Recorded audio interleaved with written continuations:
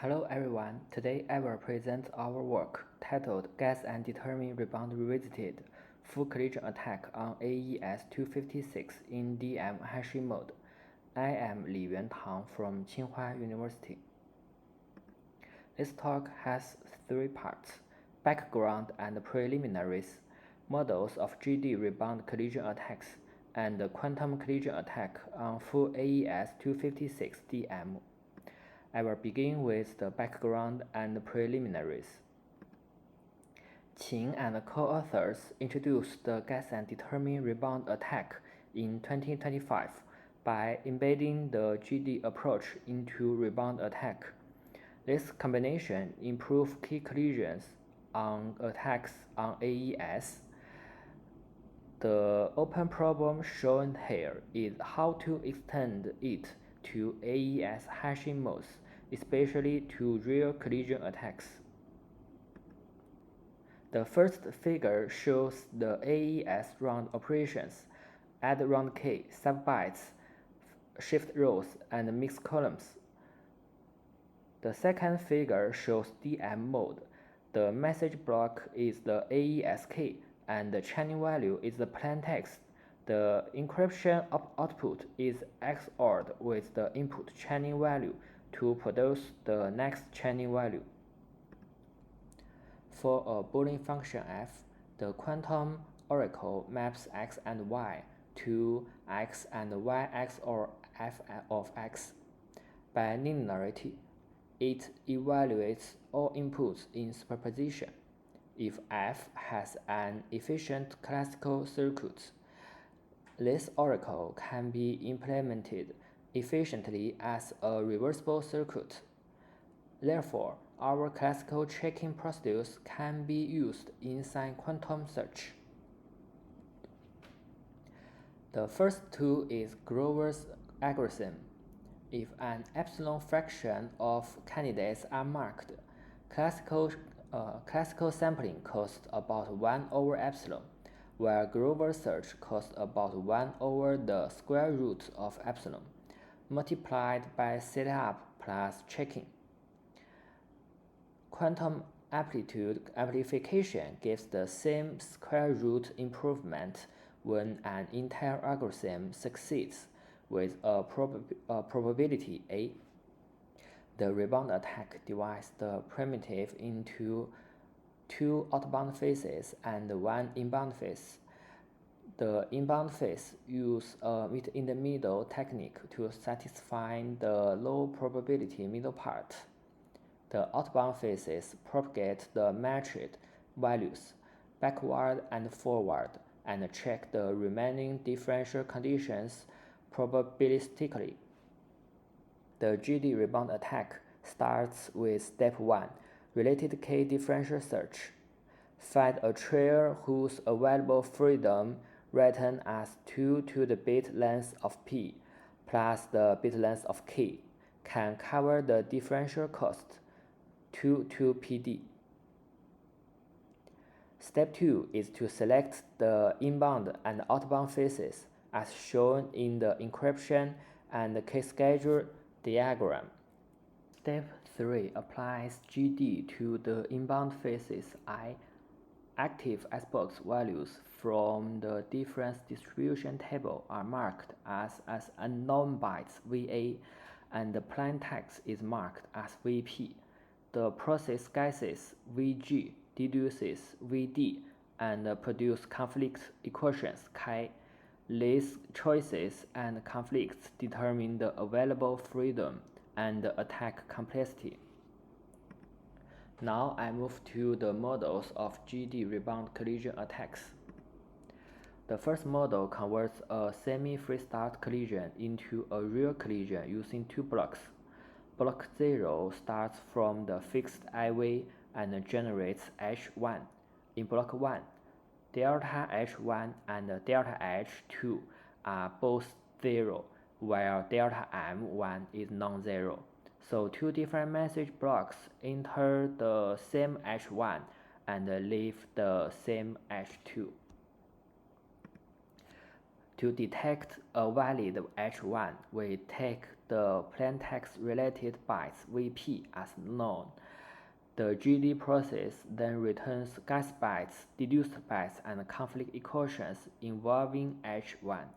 These equations provide a compact validity test, avoiding the need to store many complete semi-freestyle collisions. The classical attack has 3 steps. First, derive condition systems from the GD process in block 1. Second, test M0 values in block 0 until H1 satisfies a system. Third, use the remaining active icebox choices and guessed bytes to complete the outbound phase. There are 2 cases. In case 1, one valid H1 leaves enough freedom to cover the outbound cost. In case 2, it doesn't, so about 2 to the t valid H1 values are required. The formulas define t as the gap between the outbound cost and the remaining inbound freedom. In quantum case 1, the first Groover search finds an M0 producing a valid H1. The second Groover search uses the remaining active icebox and the guessed bytes choices to complete the collision.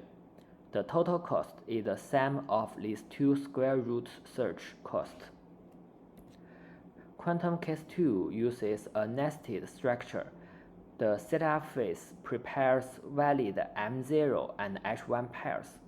The checking phase uses an inner Groover search to decide whether a candidate can be completed into a collision. Quantum amplitude amplification then boosts the success probability of the entire procedure. The formula summarizes the structure. The outer amplitude amplification factor 2 to t over 2 multiplies the setup cost TA plus the inner checking cost TF. The second model converts a freestyle collision into a real collision using 3 blocks. Block 1 starts with 0 input difference and produces a non-zero delta H2. Block 2 uses that delta H2 and returns to 0 difference at H3. In short, Block 1 prepares the required difference and Block 2 completes the collision. Here, the valid intermediate value is H2. We take VP2, which represents H2 as known bytes in the second GD process. The resulting guessed bytes, deduced bytes, and the conflict equations define whether H2 is valid for the final block. The classical attack first derives the valid H2 conditions from block 2. It then finds a differential for block 1 whose output is exactly the required delta H2. Blocks 0 and 1 generates candidates H2 values, and block 2 completes the collision.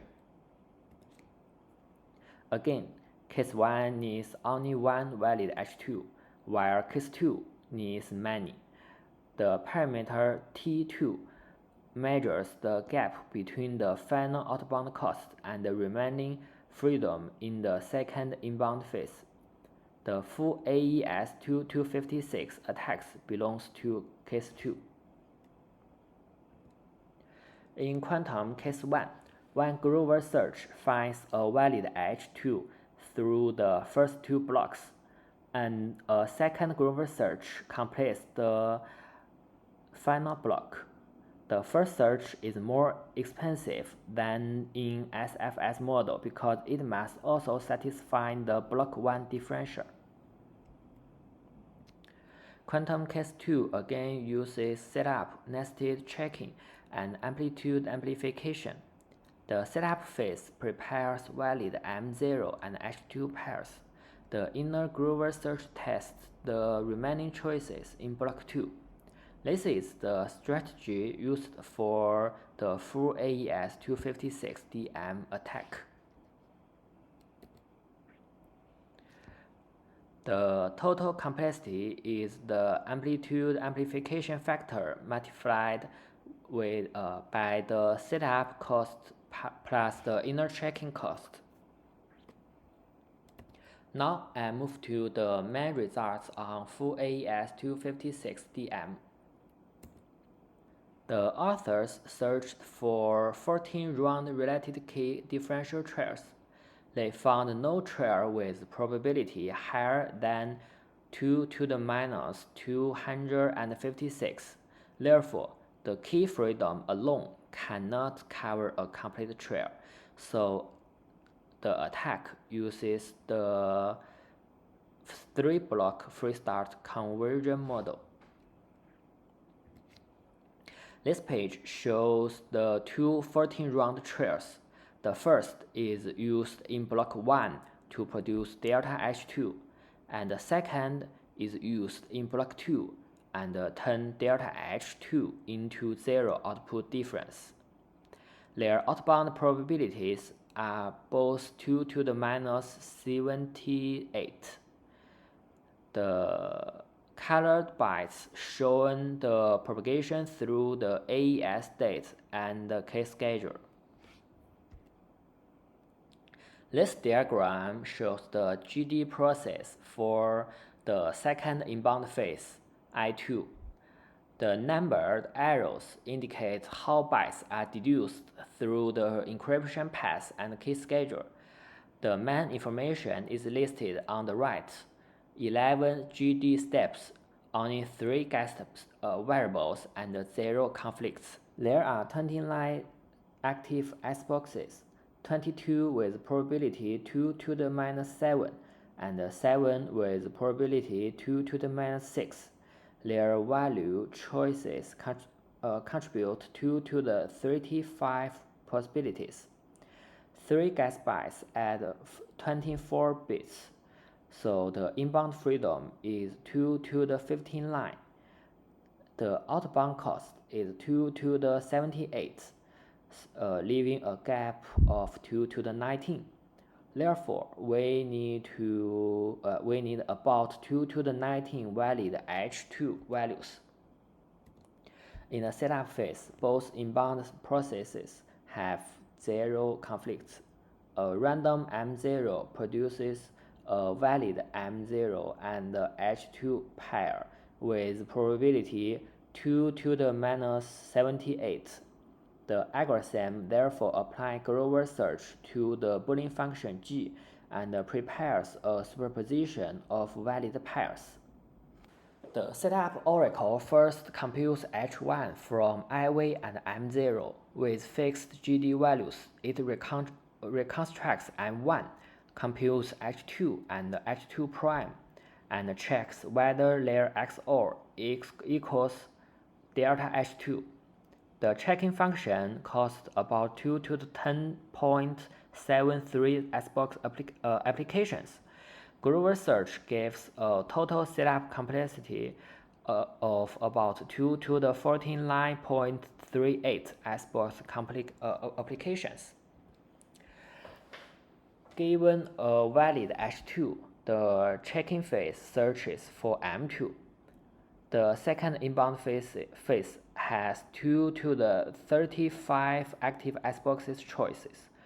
A lookup circuit uses a 35-bit address to retrieve these values. The table stores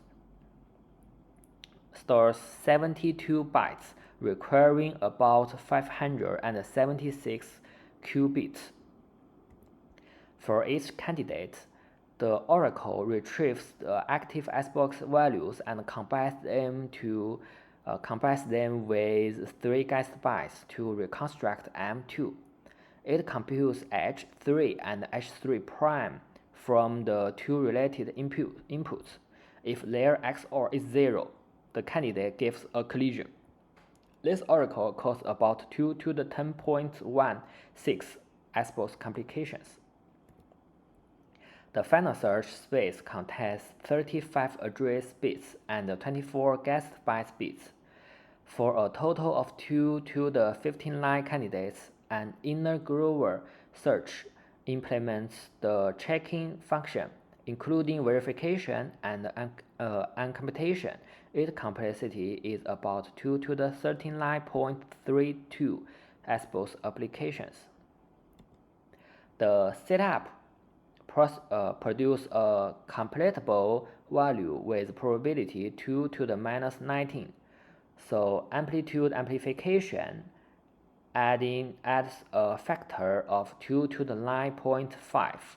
Combining the setup and the checking gives about 2 to the 58.53 Xbox applications. After dividing by 276 Xbox complications in one full AES-256 DM computation, the final complexity is about 2 to the 50.42 full computations. The first verification experiment is on 4-round AES-128 DM. It used 72 NVIDIA V100 GPU units and about 50 hours. One active icebox condition was relaxed, so this practical experiment verifies a near collision rather than the full collision attack. The second experiment is on 7-round AES-192 DM.